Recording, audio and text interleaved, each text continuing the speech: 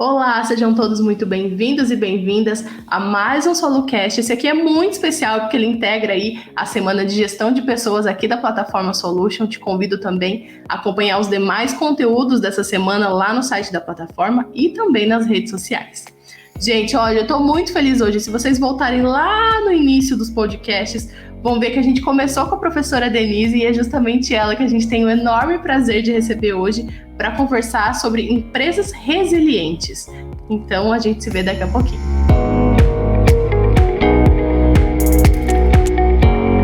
Vocês viram que a professora Denise está aqui na tela, mas ela não está sozinha. O Vladimir Carvalho, presidente da Alterdata Software, está aqui com a gente. E se você assistiu alguma das aulas da professora, certamente já conhece esse nome, né, professora? Sejam bem-vindos. Muito obrigada, Ju. Obrigada a todos da plataforma Solution, a todos que estão nos escutando agora. Muito obrigada, Vladimir, por você estar aqui hoje conosco. É uma grande alegria, uma grande satisfação. Como disse a Ju, eu tenho uma grande admiração pelo seu trabalho, pelo enorme, na verdade, trabalho que você vem fazendo na sua empresa. E já que a gente vai falar sobre empresas resilientes, eu não pensei em outra pessoa. A primeira pessoa que eu lembrei foi o Vladimir Carvalho. Eu acho que, assim como eu, vocês vão gostar muito dos exemplos que o Vladimir Carvalho vai trazer aqui e o que ele tem feito, sobretudo nesse momento que a gente está vivendo da pandemia da Covid-19. O foco aqui hoje da nossa conversa é falar sobre resiliência organizacional, mas não é possível a gente focar em resiliência organizacional sem focar em resiliência individual. É interessante que vocês vão perceber aqui durante a nossa conversa o quão resiliente o Vladimir Carvalho é. E ele passa e ele leva essa resiliência que ele tem individual para a empresa dele. Se a gente fala em resiliência individual, a gente está falando em flexibilidade, adaptabilidade, iniciativa, proatividade, autoeficácia. As empresas resilientes, elas apresentam essas características e elas têm clareza do cenário que elas estão vivenciando e elas conseguem lidar de forma assertiva e efetiva durante cenários adversos, durante vulnerabilidade. As empresas resilientes, elas entendem que estão vivenciando alguma coisa que saiu daquela normalidade, alguma questão que saiu daquele risco específico que ela conhecia e ela começa a administrar, a gerenciar o risco, a ter uma capacidade de resposta muito rápido para tentar rapidamente reverter aquela adversidade. É por isso que o Vladimir está aqui hoje e a gente vai abordar alguns temas, alguns tópicos que eu achei importante trazer aqui para vocês, para a gente entender como a Alterdata Software está lidando com a pandemia da Covid-19 e os exemplos riquíssimos que o Vladimir vai poder trazer para a gente aqui, para falar o que ele tem feito. Como é que a Alterdata, apesar de toda a pandemia que a gente está vivendo, ela terminou o ano passado com lucro e ainda ele consegue administrar da melhor forma, gerenciar da melhor forma os riscos e a vulnerabilidade e ainda ajudar outras empresas a sair dessa situação de crise. Então, Vladimir, muito obrigada aí pelo aceito, é uma alegria estar aqui hoje com você. E eu queria primeiro a gente falar de um foco, de um tema que está ligado à resiliência organizacional, que é a análise de cenários. E na teoria, e eu quero trazer a teoria e linkar com a prática, a teoria diz o seguinte: as empresas resilientes, elas questionam a todo momento o seu status quo, independente se estão vivenciando uma crise. A todo momento elas estão se questionando se os seus produtos e serviços farão sentido a médio e longo prazo. E aí eu queria escutar um pouquinho de você. Eu sei que você é uma pessoa muito questionadora, que você questiona os seus diretores aí para sair fora da caixa. Eu queria saber como é que você analisa os cenários, como é que você tem clareza dessas adversidades e vulnerabilidades que possam surgir. Primeiro, Denise, muito obrigado pela oportunidade, mas parabéns ao grupo que está organizando o podcast, porque esse tipo de conteúdo ajuda muito as pessoas. E para que todo mundo entenda, a Alterdata ela está sendo assim convidada porque ela tem um monte de histórias bacanas, porque é uma empresa de 32 anos. Eu fundei a Alterdata quando eu tinha 25 anos de idade, meu sócio tinha 20. Hoje eu estou com 58, ou seja, a empresa trilhou um caminho e chegou até hoje, em 2021. Nós estamos com 1.900 funcionários, temos 100 unidades de negócio pelo país inteiro e nós temos aí cerca de 54 mil clientes ativos. É uma turbulência o tempo inteiro, porque a empresa se reinventa continuamente. E uma das coisas que você comentou que é fundamental, que aqui na Alterdata faz parte do nosso DNA, é essa eterna insatisfação. A gente fala o tempo inteiro que temos que estar nos reinventando continuamente. E isso não pode ser só uma fala do presidente da empresa, da diretoria, mas tem que ter ações concretas, né? De tal forma que as pessoas se sintam parte de uma mudança.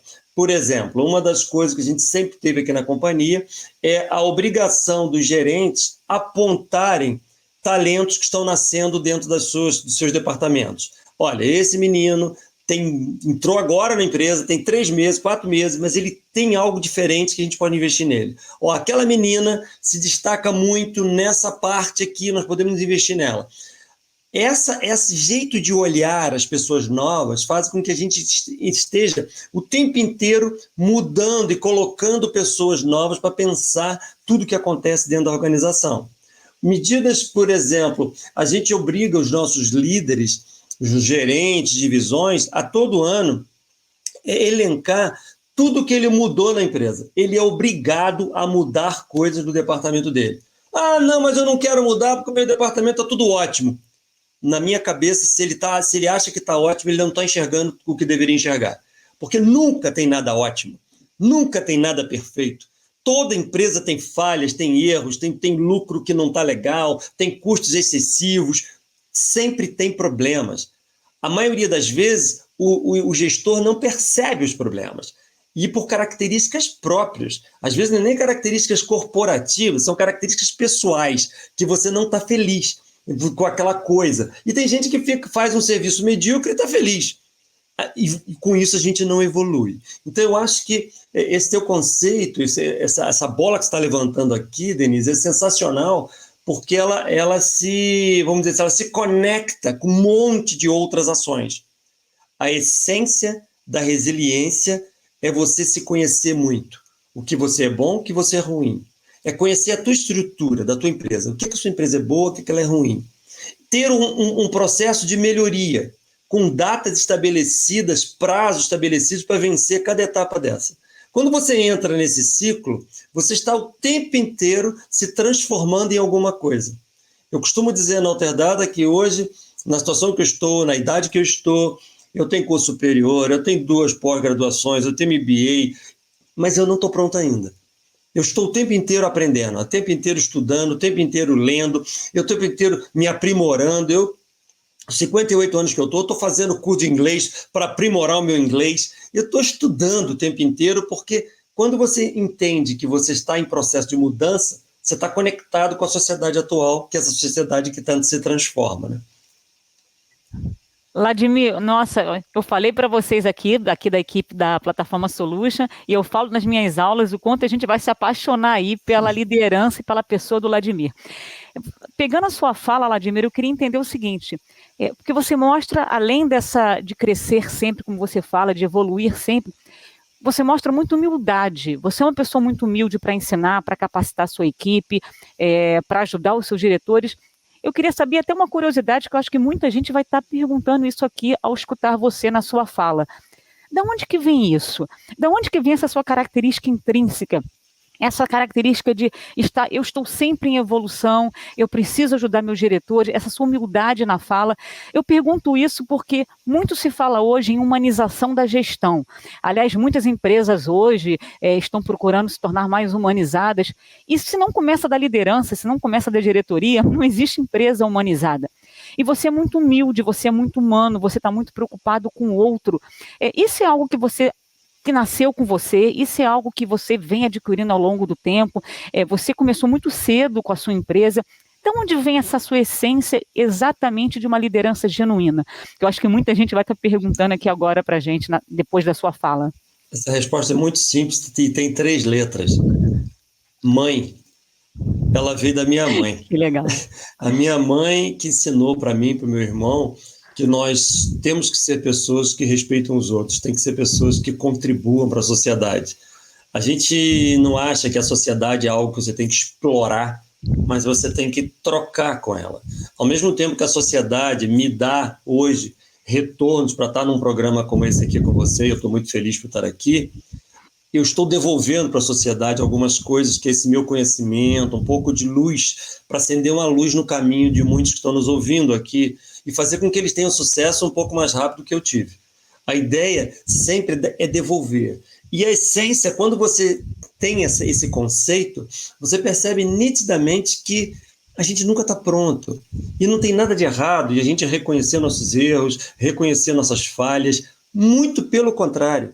Quando você tem um ego muito elevado e que você se acha uma pessoa melhor que os outros, você está escolhendo criar uma névoa na sua frente aqui, que você não está vendo efetivamente o que está acontecendo, a verdade das coisas. E a verdade é sobre você, às vezes. Você tem que ter coragem de chegar no espelho e olhar no espelho à noite e falar: eu sou péssimo nisso. E eu me dou 6 meses para corrigir esse problema. Então, quando você cria essa dinâmica continuamente na sua cabeça, você está num processo de evolução. Nunca, independente do cargo que a gente tenha, da importância que a gente tenha, do dinheiro que tenha, do status que tenha, você tem que se colocar numa posição superior aos outros. Então, na Alterdata, tanto eu quanto o meu sócio, nós somos muito alinhados nesse princípio.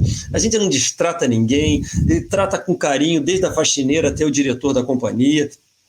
A relação com clientes é assim. A gente tem 54 mil clientes. Qualquer cliente que me manda uma mensagem pelo LinkedIn, pelo Facebook, eu respondo a todos. Eu estou sempre envolvido em escutar, entender, para eu tentar enxergar coisas que eu não estou vendo. Então, quando você entra nessa dinâmica, tudo fica mais fácil. E outra coisa importante, Denise, nessa dinâmica de evolução, é que muitas das vezes as nossas conexões não são só na nossa linha de atuação. Por exemplo, eu sou de TI. Eu não tenho que estar olhando só TI. Quanto mais eu tenho contato com você e com outros, eu estou aprendendo coisas novas. Você está falando coisas que estão entrando aqui na minha cabeça de uma forma que eu vou me tornar alguma coisa melhor quando nós sairmos desse podcast aqui hoje. Então, essa forma de pensar, eu acho que é muito importante para a gente começar a retornar para os outros. Escuta, treina, aprende, devolve, e aí a gente não para nunca, né? A evolução é contínua e você passa a ser mais respeitado e admirado por outras pessoas, o que abre mão de portas, acontece muitas coisas bacanas na corrente do bem, né? Você manda flores, você recebe flores. Você manda carinho, recebe carinho. Mas também, se você manda pedra, você recebe pedras. Então, essa troca é sempre muito positiva, né? Nossa, que alegria escutar você falar, Vladimir, sobretudo um líder. Eu fico muito feliz escutando um diretor de uma empresa falando dessa maneira. Você falou da sua mãe, você falou de valores, você falou da sua humildade, da sua escutativa, como eu posso aprender sempre com outras pessoas. É interessante que uma das características fundamentais de uma pessoa resiliente é a moralidade. E a moralidade está ligada aos meus comportamentos. Tudo que eu faço e digo estão pautados nos valores que eu acredito. E os valores que você exatamente coloca na sua empresa: ética, integridade, cuidado com o outro, cuidado com o meu cliente, oferecer os melhores produtos e serviços, isso acaba contagiando as outras pessoas. Nossa, eu quero me tornar um líder como ele, eu quero me tornar um profissional como ele. O nosso poder de influência aumenta com essas características de humildade. Então, escutar um diretor de uma empresa falando dessa forma, para mim, é uma alegria muito grande. E eu acredito que traz muitos exemplos para outros líderes que estão nos escutando, de que é possível sim, você não precisa ser autocrático nem tóxico para trazer resultados. Ao contrário, uma liderança humilde, uma liderança que aprende, uma liderança que está em eterna evolução, consegue transformar pessoas e consegue atuar de maneira tão significativa como você vem fazendo. E então, Denise, uma coisa que às vezes as pessoas confundem, né? E às vezes quando você fala, um líder humano, um bacana, um cara legal, humilde, isso não quer dizer que em alguns momentos eu não seja duro, forte, que eu não tenha que dar um soco na mesa e fazer acontecer. Porque o equilíbrio de uma pessoa resiliente, que se reinventa, que sente a dor, mas ele se levanta muito rapidamente, não é você ser conivente, democrático o tempo inteiro, não. É você usar ferramentas diferentes na hora que você precisa. Por exemplo, Meu perfil é esse que a minha mãe me ensinou. Carinhoso, que convence as pessoas, que tenta convencer daquelas coisas que são importantes. Só que isso tem um limite. Você imagina a seguinte situação hipotética. Eu estou no prédio da Alterdata, o prédio começa a incendiar, começa a pegar fogo. Bom, eu vou ter que fazer uma reunião com todo mundo para decidir coletivamente se a gente pula pela janela, se a gente desce pela escada e esperar a opinião de todo mundo. É assim que funciona? Não. Em situações como essa, você vai dar um soco na mesa e falar: todo mundo por aqui, rápido, vamos fugir dessa situação. O líder, ele age em função das circunstâncias.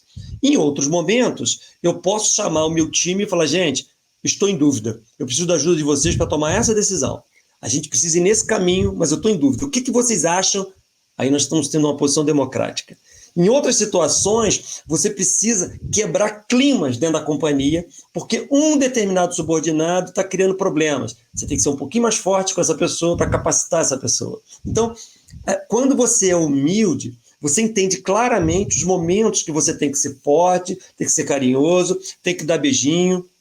E um exemplo que eu falo muito é o seguinte: meu pai me ama, mas quando eu era criança, se eu precisasse tomar um tapa na bunda, ele dava, porque eu tinha que me corrigir num determinado momento. Eu me vejo na Alterdata da mesma forma. Eu trato a nossa equipe com super respeito, mas se eu precisar puxar a orelha de um, eu puxo, porque é importante para a disciplina daquela pessoa, para o aprimoramento, para o crescimento. Isso vai criando uma sensação de admiração e respeito que faz com que dentro da Alterdata não tenha funcionários, não tenha colaboradores. Lá dentro tem alterdatanos, tem guerreiros, que quando você dá uma instrução, a gente precisa ir por aqui, gente. O pessoal vira à noite trabalhando feliz, porque é por ali que a gente tem que ir para cumprir uma determinada meta, sair de uma determinada situação ruim, e aí você se reinventa com muito mais facilidade, né? Nossa, muito bacana. E pensando na sua equipe, que agora na sua fala, eu lembrei de alguns aí, achei bastante interessante, alguns funcionários, inclusive da Alterdata, que inclusive eu tenho contato no LinkedIn, eles postavam às vezes a sua foto e falavam o seguinte: olha pessoal, imagina você ter treinamento, você poder conversar numa sexta-feira com o presidente da empresa, pois aqui estamos todos juntos conversando com o presidente da empresa. Então no LinkedIn eles se diziam, os alterdatanos falavam: nossa, é muito orgulho que o presidente da empresa está aqui online com a gente, nos capacitando. Eu queria entender um pouquinho isso. Durante a pandemia você capacitou, você fez reuniões diversas com as equipes, as pessoas se sentiram muito lisonjeadas, assim: nossa, será que em outra empresa o presidente fala conosco a todo momento, via Zoom, via esse contato direto? Eu queria escutar um pouquinho você, sobretudo durante a pandemia, essas conversas que você teve com a sua equipe, como é que foram, a receptividade? Eu sei que as pessoas comentavam muito no LinkedIn. No momento de crise, Denise, eu acho que a posição do líder é que mais aflora. Quando você está navegando num mar, que o mar está super tranquilo, qualquer comandante medíocre que leva o navio. Agora, quando você está no meio de uma tempestade, que o barco está balançando, você precisa de comandantes dentro do processo, que está junto com o time. Então, o que eu falei muito na pandemia, quando começou em março de 2020, começou a guerra. E eu falava para o meu time o seguinte: vocês não estão sozinhos nessa guerra, eu estou dentro da trincheira com vocês, nós estamos dando tiro junto nessa guerra aqui. Então, quando a gente colocou na época nós tínhamos 1.700 pessoas, 1.700 pessoas em home office, em 4 dias, foi uma coisa impressionante. E eu fiquei inseguro. Eu falei: será que está dando certo? Será que está funcionando? Será que o time está trabalhando? Não está? O que está acontecendo? O que eu fiz? Peguei meu celular pessoal, telefonei para casa de 350 funcionários, para saber como é que eles estavam, se estava bacana, se a empresa estava fornecendo o que era necessário, se ele estava conseguindo exercer a função dele. Isso causou uma repercussão imensa, porque eu não imaginava que fosse causar uma repercussão sobre o aspecto psicológico, porque algumas pessoas, na hora que atendi o telefone, que via minha voz, chorava, porque não estou acreditando, eu estou trabalhando com meu neném no colo, e o nosso presidente de uma empresa desse tamanho está perguntando se eu estou bem. Então, esse tipo de liga que você vai criando com as pessoas em função disso. No ano passado, eu fiz também 2 masterclass, que a gente pegou grupos, sorteamos, foi sorteado pessoas, a maioria entrou no processo de sorteio, e escolhemos um grupo de 15, 2 grupos de 15, e eu fiz masterclass com eles, vários encontros sobre carreiras, orientando aspectos de crescimento, o que eles tinham que ler, como é que eles tinham que se comportar, como é que a visão de uma empresa grande enxerga sob a expectativa deles e não o contrário, o que ele espera da empresa, mas o que ele espera de você. Isso foi muito bacana e causou um impacto muito legal. Muitas reuniões eram reuniões desse tipo que você falou. Na pandemia nós fizemos várias, à noite com 500 pessoas às vezes, e a gente discutindo os problemas que estavam acontecendo e o que eu esperava do comportamento deles num momento de guerra como esse. O que a gente precisa fazer, por que o custo está sendo afetado agora, por que a margem de lucro está caindo, porque os clientes estão tendo problemas, estão parando de pagar. Então, uma série de medidas de transparência, né? Eu vejo que muitos líderes hoje cometem um erro de esconder da equipe certas situações.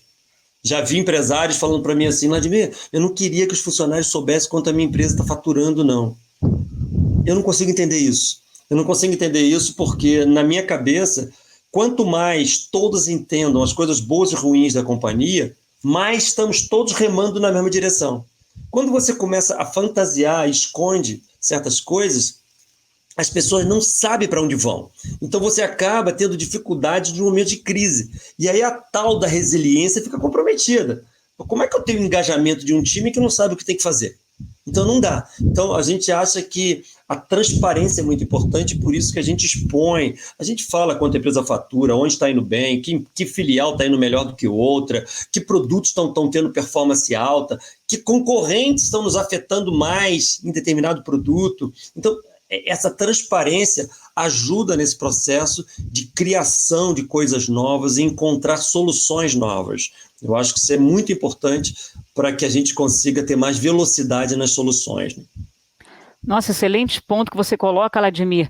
E é interessante quando você fala a questão da comunicação transparente. Pensando em como resiliência, pensando em empresas resilientes e pensando na resiliência individual, uma característica, inclusive, que é fundamental até para a gente entrar em ação, é a clareza que eu tenho do meu cenário atual. Se eu não tenho clareza do meu cenário atual, eu não tenho como agir em cima daquele problema. E imagina se a direção da empresa esconde informações das pessoas. Como é que as pessoas vão entrar em ação? Então, essa comunicação transparente que você coloca, nossa, eu acho que é fundamental e é necessária. As pessoas precisam entender para onde a empresa está indo, o que o diretor espera, o que a empresa espera de mim diante desse cenário. Senão, eu acredito que fica todo mundo ali batendo cabeça sem trazer uma solução ali para a questão. O líder não pode se colocar na posição de que ele que tem que encontrar todas as soluções, ele que é o gênio da empresa. Isso não existe, cara. As estrelas são as pessoas que estão dentro da organização. Perfeito.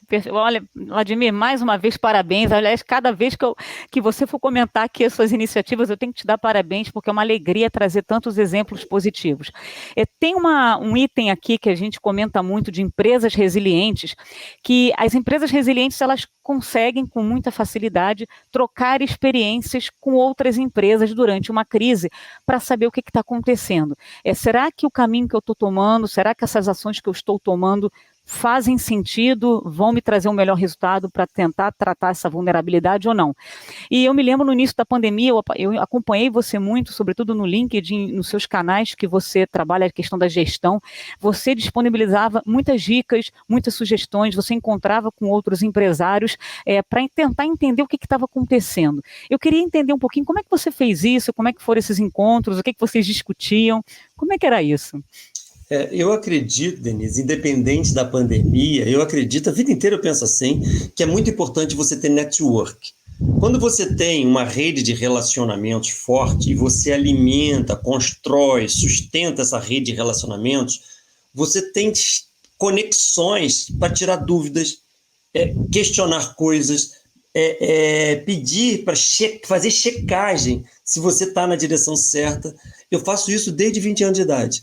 Então, eu sempre tive muito, por isso que eu sou diretor de sindicato de TI, eu sou responsável pela FIRJAN, Federação das Indústrias aqui na minha região, eu faço parte de conselhos de diversos grupos empresariais, então eu estou sempre conectado, eu estou no meio político, às vezes, conversando com o prefeito para saber como é que ele pensa sobre o desenvolvimento da cidade, o desenvolvimento do lixo, do esgoto da cidade, eu estou escutando tudo que está em volta.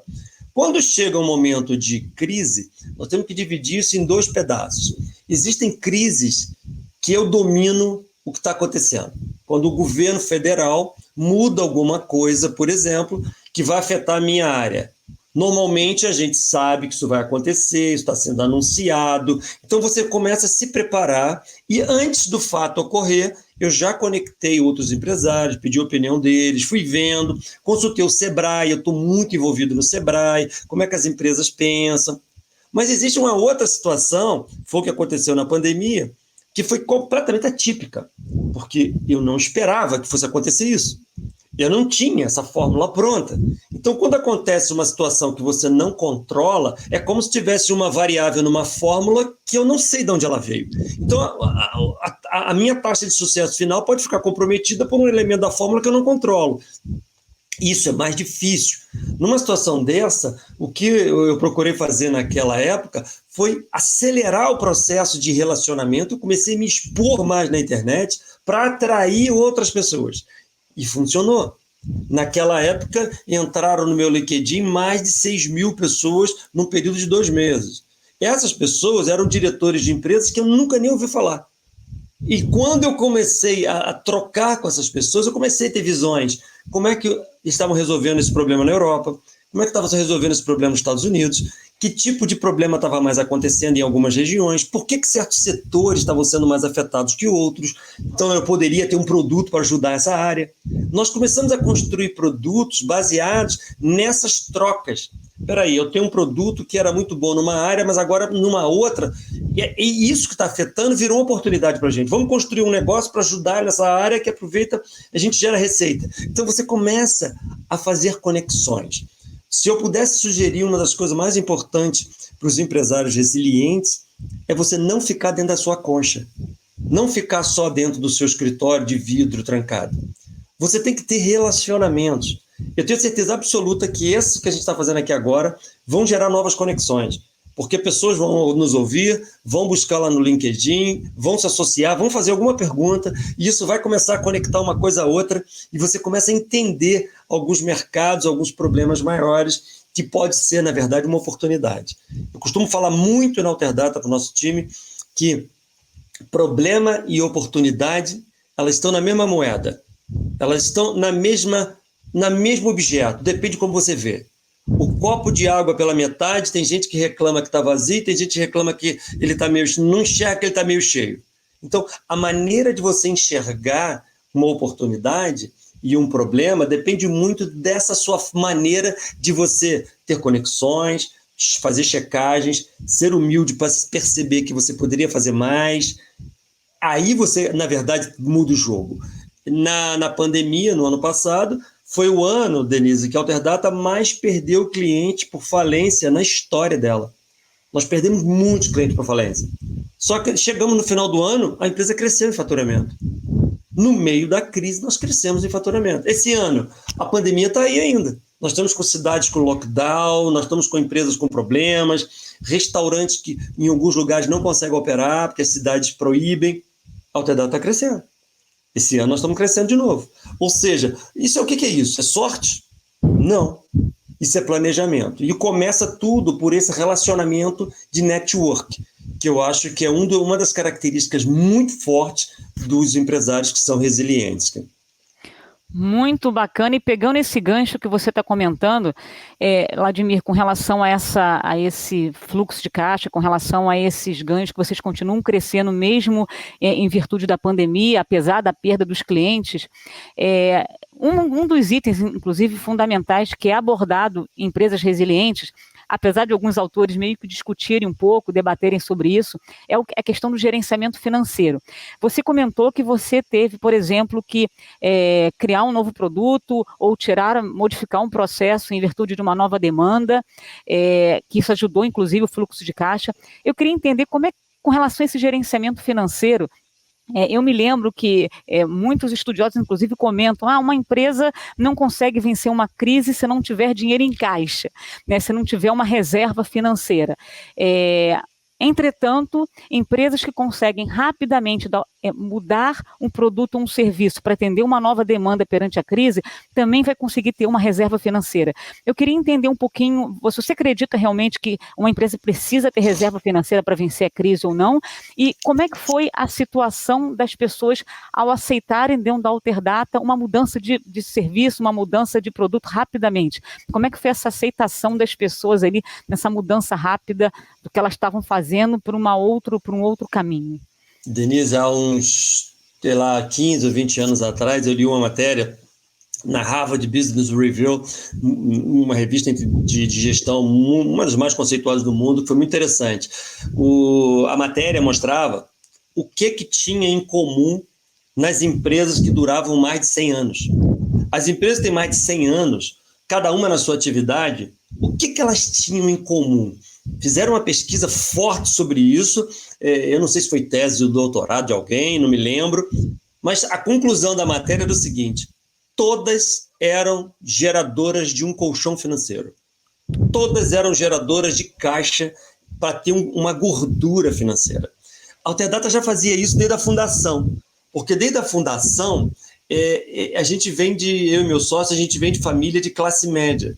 A gente não vem de família de papai e mamãe que pudesse bancar a gente. Então a gente não tinha ninguém para pedir socorro, nós tínhamos que nos virar. E uma das formas de nos virar era ter um controle financeiro muito robusto. Na minha cabeça, nós sempre tínhamos que ter um faturamento mês da empresa guardado no caixa sem eu tocar nele. O dinheiro tinha que estar lá no banco. Se a empresa fatura 100 mil por mês, eu tinha que ter 100 mil no banco que eu não precisasse. A gente lutou anos para conseguir ter um faturamento mês parado. Quando a gente atingiu, nós falamos, peraí, agora a gente está numa outra dinâmica. Vamos colocar 2 faturamentos mês e colocamos isso como objetivo, é o que vale até hoje. Isso significa o seguinte: coisas que você planeja, você pode usar essa gordura. Coisas que acontecem que você não planejou, você também vai usar essa gordura. Por exemplo, quando a gente construiu o nosso primeiro prédio, a gente estava usando essa gordura. Então, o caixa ele tinha um padrão, começamos a fazer uma obra, que para nós era muito naquela época, começamos a gastar esse dinheiro. Chegou no meio da obra, os batistacas trabalhando, quebramos a casa do vizinho. Ele rachou a casa do vizinho toda, azulejo, janela. A janela não fechava mais, ficaram desalinhadas as janelas assim. Foi um problema seríssimo. Nós tivemos que chamar uma empresa de engenharia especializada em estrutura, levantar com macaco hidráulico a casa do vizinho, criar estruturas novas. Se eu não tivesse o colchão financeiro, nós tínhamos nos endividado. Resolveu. Um pouco mais na frente, a gente estava indo super bem, o colchão financeiro estabilizado. Nos Estados Unidos inventam o Windows. Inventou o Windows, nós tínhamos que jogar tudo fora que nós fazíamos e fazer tudo outra vez. Usamos o colchão financeiro mais uma vez, que você usa, na hora que você estabilizou, você começa a construir o colchão de novo na frente. Então, em vários momentos isso aconteceu. Na crise do ano passado, nós usamos o colchão financeiro, porque nós precisávamos fazer dinâmicas de marketing que a gente não estava fazendo, tivemos que duplicar a equipe de desenvolvimento para aumentar as linhas de produto. A gente, na crise, acelerou, a gente não freou, a gente acelerou, usou esse colchão e agora ele está sendo recuperado. A gente perdeu margem ano passado e está recuperando agora. Então, é muito importante que, independente do seu negócio, você tenha um objetivo desse colchão, que varia de negócio para negócio. Esse número que eu estou falando de 1 mês, 2 meses de faturamento, é numa empresa de TI que é serviço. Numa indústria, a engenharia é outra. O que é importante é o empresário imaginar o seguinte: eu não posso confundir minha vida pessoal com a empresa. Porque eu vejo empresários, Denise, que fazem o seguinte: a empresa começa a dar um pouquinho de dinheiro, a empresa pequenininha, tem 10 pessoas, 15 pessoas, ela começa a dar um pouquinho de dinheiro, ao invés de ele fazer um colchão para as emergências, ele compra um carro novo. Ao invés de fazer o colchão, ele compra uma casa na praia. Ao invés de ele gerar ativos, ele gera passivos. Em vez de gerar coisas que geram renda, ele gera coisas que geram despesas. E aí, quando você precisa do recurso, você não tem. A casa não tem liquidez, o carro não tem liquidez, você não consegue... os recursos na hora tem que se endividar. Endividamento significa banco virou teu sócio. Começou com mitomargem. A Alterdata tem 32 anos de vida, com quase 2.000 pessoas hoje. Nunca na vida nós descontamos uma duplicata em banco. Nunca pegamos dinheiro emprestado, nunca na vida eu usei um limite de cheque especial. Nunca. Porque ela sempre teve uma estrutura de controle forte. porque eu vim de uma família humilde. Uma família que, quando eu era adolescente, para comer uma pizza com a namorada no final de semana, tinha que fazer continha durante a semana para saber se ia ter dinheiro para levar a namorada para comer uma pizza no sábado. Então a gente sabe muito bem a dificuldade que é você juntar as continhas para fazer as coisas funcionarem. Isso é assim até hoje. Então, realmente, a sua colocação de aspectos financeiros é fundamental. Nossa, Vladimir, eu acho que com essa sua fala você vai trazer muitos exemplos para as empresas, para os diretores que estão nos escutando, e eu digo que você está trazendo aí você está respondendo mais uma lacuna na literatura que aborda exatamente isso. Alguns autores discutem que realmente tem que ter uma reserva financeira, outros não, e é muito bom escutar você falando desse seu colchão. Eu gostei muito da fala que você colocou, desse seu colchão financeiro, que exatamente numa pandemia, numa situação que a gente viveu e está vivendo, é ali que eu vou buscar esse recurso financeiro. E pensando nisso, Vladimir, pensando que você teve que reinventar alguns produtos, criar alguns produtos, alguns processos, alterar alguns procedimentos na sua empresa, como é que foi a receptividade das pessoas, dos seus funcionários, dos seus alterdatanos dentro da empresa? Como é que foi a aceitação deles? Eles foram flexíveis, adaptáveis? Alguns foram reativos? Como é que foi isso na sua equipe? A parte de produtos novos é a parte mais fácil, porque numa empresa de tecnologia, as pessoas são sedentas por novas culturas, novos produtos, desafios novos. Isso aí não é o problema, não foi o problema e nunca, em outras épocas também nunca foi. O que é mais problemático, eu acho que eu posso tocar na ferida aí em relação à tua pergunta, é mudança de processo. Aí que é um problema. Porque eu falar assim, olha, nós vamos fazer um produto novo para atender esse mercado novo aqui. O time adora. Agora, quando eu falo assim, olha, nós temos que mudar uma coisa que está há 20 anos funcionando de um jeito e nós vamos funcionar de outro. Nós vamos atender o cliente diferente, nós vamos agora visitar o cliente diferente, essa métrica vai ser de outra maneira. Agora você não vai trabalhar aqui, você vai trabalhar em casa, mas em casa você vai ter que dar um retorno diferente do que você estava dando. Então, isso é um problema. Porque você mexe no status quo individual de cada um, mas não é mais o corporativo. Tudo que é diferente é um problema, independente seja bom ou ruim. Quando você fala para o time assim, olha, você vai agora, estava indo nessa direção, você vai nessa. Mas né, tem que ir nessa, mas nessa é melhor, você vai ganhar mais dinheiro, mas eu tenho que fazer diferente. É um problema. Então, o que a gente faz sempre é um processo de aculturamento, né? Então, todas as vezes que vão acontecer situações de mudança, a gente faz muita palestra, a gente fala muito para todo mundo, escreve e-mail para todos eles, para ir preparando a todos naquela situação. O que aconteceu na pandemia é que não tivemos muito tempo para isso. Então, muitas coisas foram entubadas, né? Foram descidas a fórceps mesmo, com velocidade, porque não dava tempo de você discursar muito. Aí nós fizemos o caminho inverso, a gente entubou, é assim que tem que ser, nós temos que atender o cliente dessa forma. Depois, um mês depois, que a coisa começou a funcionar, aí entra a conscientização. Pessoal, olha só, isso foi feito assim por causa disso. A necessidade usar aquele extintor de incêndio naquele momento foi por causa disso. Aí todo mundo, estou entendendo, o chefe não é maluco, o líder não é um doido que está mudando o jogo assim, sem critério nenhum, né? A satisfação das pessoas, o respeito com as pessoas, eu acho que é um elemento importante nessa resiliência, né? E esse respeito vai na forma que um líder age, né? Ontem, por exemplo, aconteceu uma coisa bem bacana, porque nós estamos construindo uns dashboards novos, eu e uma programadora.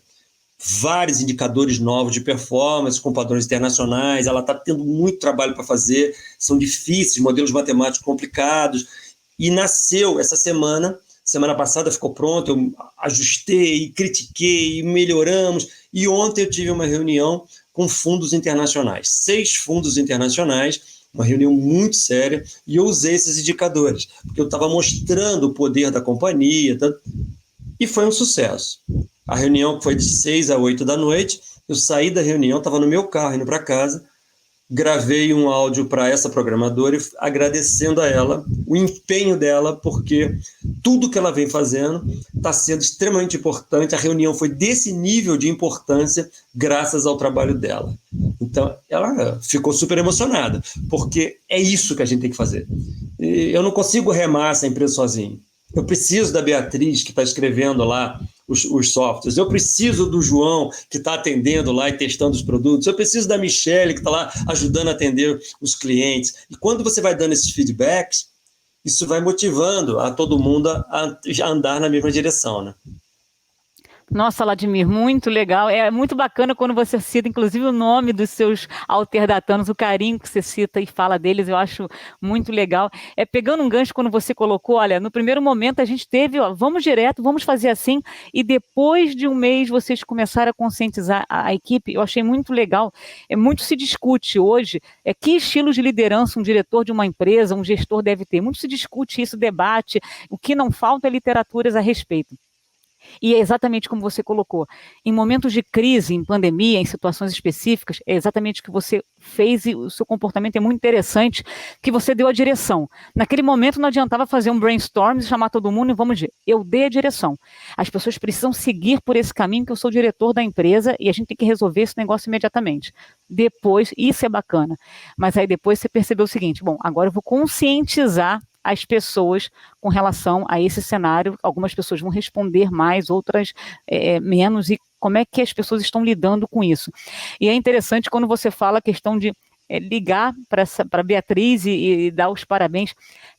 Nossa, isso é muito bacana, porque quando a gente fala de pessoas resilientes, tem algumas perguntas que a gente questiona, que é o seguinte, você critica mais do que elogia? Você agradece mais do que reclama? E é exatamente isso. O elogio, ele ajuda com que a pessoa seja melhor ainda. Então, da sua fala, o diretor da Alterdata, ligar para uma funcionária, passar um áudio agradecendo, isso é uma alegria que assim, não está cabendo em mim, Vladimir, não está cabendo em mim. E eu queria abordar um tema aqui, com relação ainda à questão da resiliência, ainda com relação à pandemia. Uma capacidade importante das empresas resilientes é a capacidade de aprendizagem. Eu aprender com as adversidades, eu aprender com os erros. E eu queria te perguntar, Vladimir, o que vocês aprenderam, o que vocês tiraram disso tudo, dessa pandemia? Eu sei que vocês estão em constante evolução, vocês não aprenderam agora com a pandemia, vocês aprendem sempre com as adversidades. Mas nessa pandemia da Covid, vocês saem da pandemia lucrando, ajudando outras empresas. Daqui a pouco eu vou falar de um projeto aí que vocês vêm desenvolvendo. Mas o que vocês aprenderam, o que vocês tiraram disso tudo que aconteceu aí nesse período extremamente vulnerável? Eu acho, Denise, que a maior aprendizagem é que você tem que administrar a empresa como se ela estivesse sempre na crise. Você não pode administrar uma empresa como se tivesse tudo bem. Você tem que estar o tempo inteiro olhando o tubarão no seu aquário. O tempo inteiro você olhando as ameaças. Porque o aquário é aquele ambiente controlado, com os peixinhos coloridos, todos nadando ali. A chance desse ambiente se transformar em algo melhor, diferente, é muito pequena, porque não tem ameaça. Agora, joga um tubarão dentro desse aquário para ver como é que esses peixinhos vão se mexer. Eles vão se mexer e vão transformar aquele ambiente em outra coisa. Então, você tem que estar olhando o tempo inteiro. Eu tirei conclusões, assim, ridículas no meio de uma crise dessa, porque eu me lembro quando a gente botou todo mundo para home office e começamos a fazer as reuniões online. Teve um dia que estava todo mundo em reunião, tudo produzindo. Nós começamos a questionar, a gente, espera aí, vamos parar aqui e refletir uma coisa.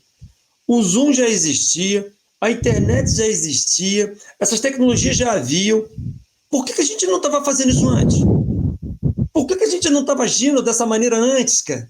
O que fez a gente não perceber essa oportunidade de ter tantas reuniões e acelerando tanto o processo? Era o status quo. Era a zona de conforto. A zona de conforto que pega todo ser humano, pega a mim também. Pega você, pega todo mundo. Então, a gente tem que estar o tempo inteiro sendo mais questionador. Então, nós combinamos na companhia de um ajudar o outro.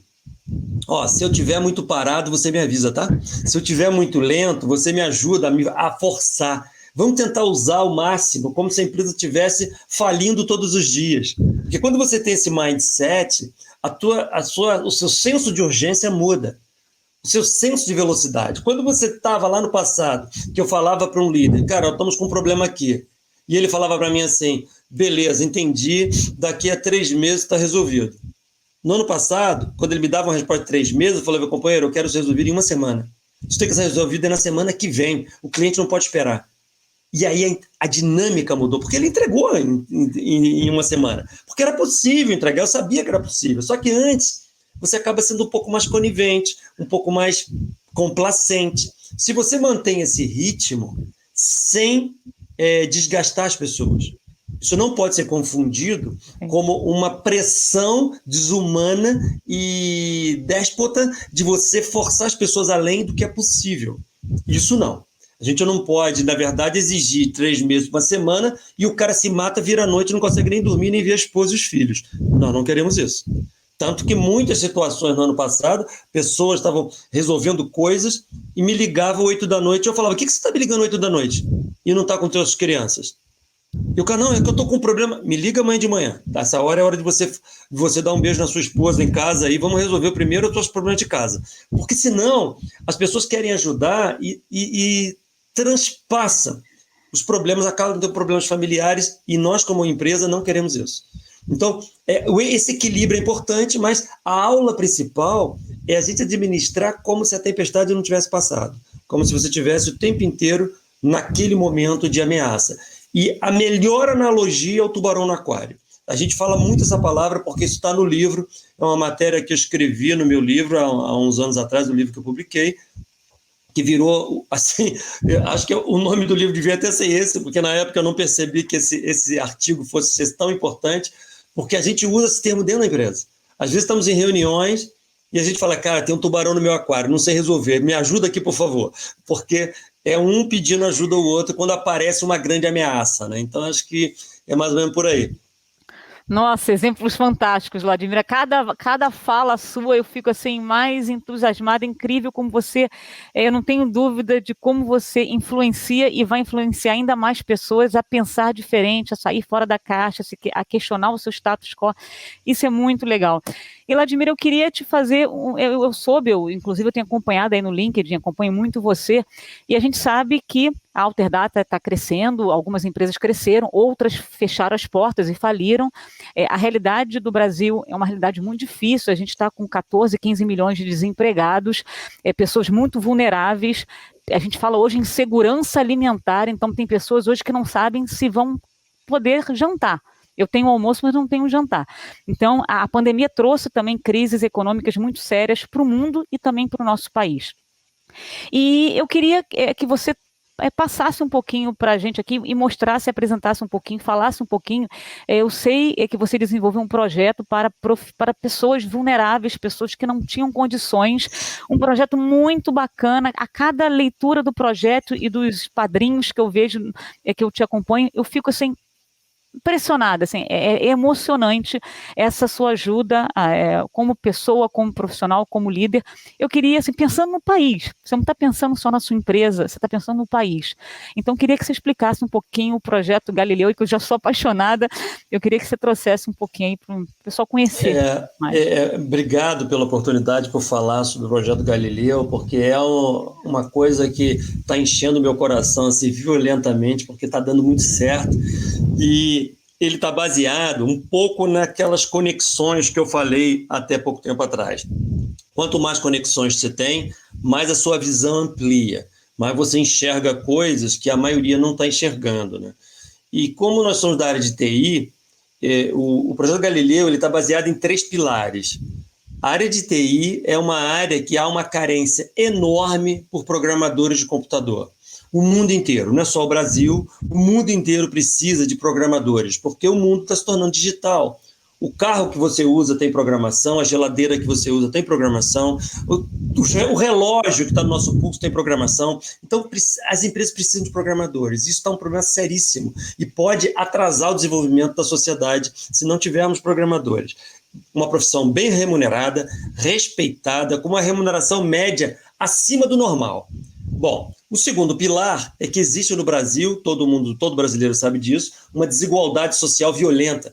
Nós temos uma classe de baixa renda que estuda em colégio público, que mora em comunidades, pessoas que não têm oportunidades. Eles não têm oportunidades, Denise, de quebrar o ciclo econômico da própria família. O pai, ele é servente pedreiro, o filho fica feliz quando ele é servente pedreiro. A mãe é uma empregada doméstica, a filha fica feliz quando ela é uma empregada doméstica. Ele não quebra o ciclo. E isso cria milhões de problemas em nossa sociedade.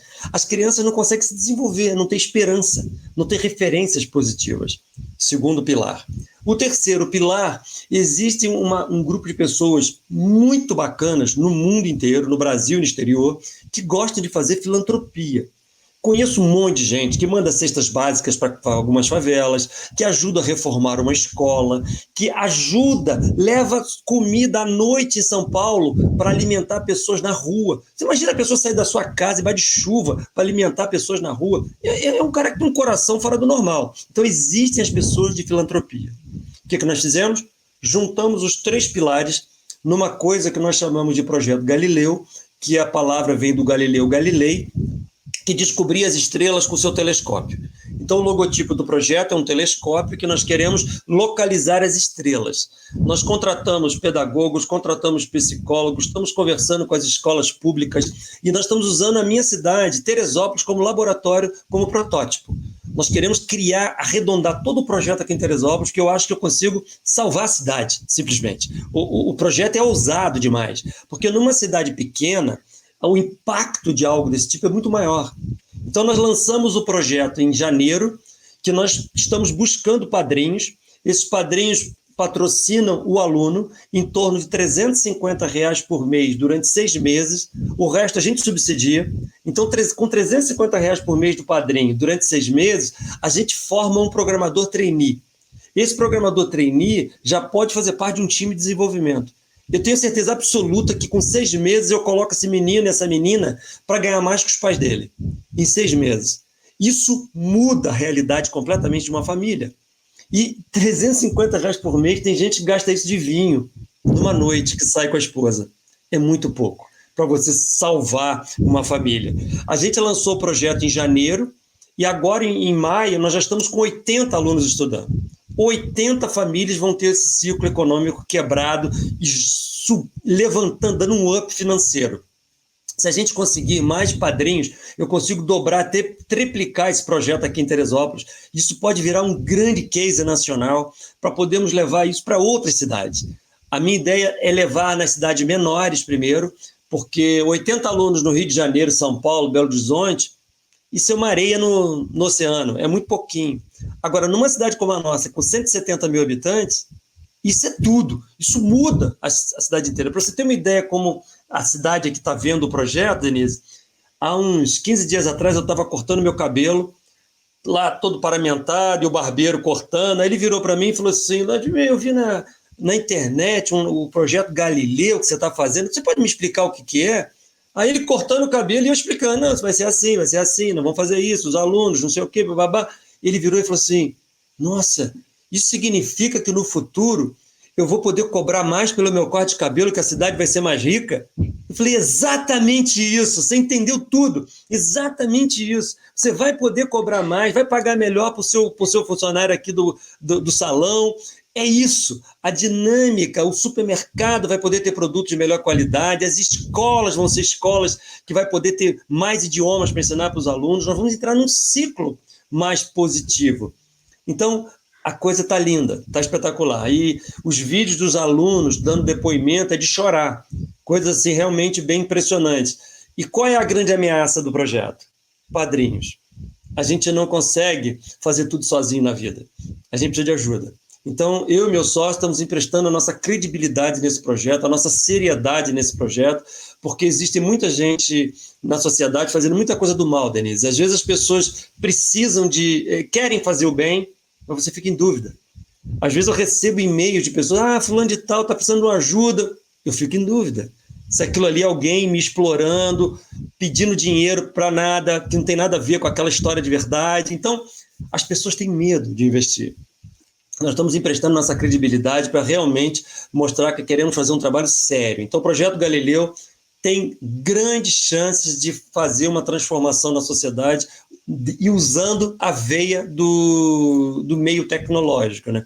Então, se todo mundo procurar na internet, Projeto Galileu, pode botar meu nome junto, vai ser jogado para dentro de um site que tem muitas explicações, tem PDF com estudos de mercado, tem vídeos explicando todo o projeto, tem vídeos dos alunos estudando já, tem uma série de coisas para você entender que você pode ajudar, mandar um e-mail para a gente poder ligar para você, para te explicar com detalhes, para você ser um dos padrinhos. Então, nossos ouvintes aí que puderem colaborar, nós estamos aí realmente precisando de mais e mais padrinhos. Nossa, Vladimir, eu estou emocionada. Eu tenho certeza que todo mundo aqui que está nos escutando está emocionado. É muito bacana. Eu não tenho palavras para te agradecer e eu não tenho dúvida que vão surgir padrinhos, sobretudo pela reputação que vocês estão colocando aí. É um trabalho muito sério. Eu já entrei no site, eu já vi alguns fotos, algumas questões, depoimentos. É brilhante, é muito bacana, é emocionante, e eu tenho certeza que depois dessa sua fala vão aparecer novos padrinhos. E assim, eu queria agradecer a você, Vladimir, e dizer o seguinte: só parabéns pelo ser humano que você é, parabéns pela liderança que você é, parabéns não só pelo que você vem fazendo pela sua empresa e por todos os alterdatanos, mas pelo que você vem fazendo pelo nosso país. Eu acho que é o que eu sempre falo quando a gente trabalha resiliência, pessoas resilientes, empresas resilientes, não existe ações pontuais. Para você trabalhar de forma estratégica é um conjunto.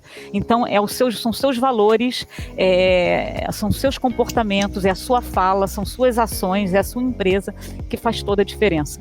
Então, eu só tenho a agradecer aí. Nossa, eu queria... Obrigada. Obrigada pelo ser humano aí que você é, pela liderança. Obrigado pelo carinho de sempre, Denise. Você é uma pessoa que fala muito sobre a gente. Eu vou pedir a pessoal da organização aí para colocar um link que eu acabei de passar do Projeto Galileu, para que as pessoas possam saber aí como acessar o projeto da techforme.com.br/Projeto Galileu, para que todo mundo possa tentar colaborar de alguma forma, né? E simplesmente você ter feito esse convite para estar aqui contigo já é um presente para gente, para poder acessar outras pessoas. E outra coisa, muito obrigado pelas suas aulas. Você comenta sempre sobre alguns comportamentos que eu tenho, fala um pouquinho da empresa, algumas medidas. Isso tem atraído muitas pessoas no meu LinkedIn, fazendo novos relacionamentos, fazendo colocações inteligentes, que a gente possa trocar mais experiência e eu aprender também com seus alunos. Então, muito obrigado pela oportunidade sempre. Eu que agradeço, Vladimir. Muito obrigada. Sou eu quem agradeço essa aula, essa conversa, esse bate-papo maravilhoso, inspirador que a gente teve por aqui. Quando o Vladimir entrou, antes da gente começar a gravar, eu já entrei no modo automático. Oi, professor, bom dia. Eu falei, ai, desculpa, e eu não tava errada, viu? Foi uma aula, eu tava de verdade de papel e caneta aqui, anotando. Obrigada, eu acho que como a professora já muito bem falou, atitudes como todas as que você nos contou e a do projeto agora, você viu que eu já fui lá pesquisar, já fui ver como funcionava. Eu acho que enchem a gente de inspiração, de amor, de certeza de um mundo melhor, né? De novas oportunidades para todo mundo, que é o certo e o mais justo. Muito, muito, muito obrigada. E para você que nos assiste, a professora Denise tem 2 cursos aqui na plataforma, Liderança e Líder Coach e também Comportamento Organizacional. Você consegue acessar pelo site, que está sempre aqui na descrição. E já que você nos acompanhou até agora, nada mais justo que um presente, Solution 10% de desconto nos cursos, tá bom? Muito obrigada, lembrando que o SoloCast sai todas as segundas-feiras no YouTube e também nas principais plataformas de áudio. Até mais!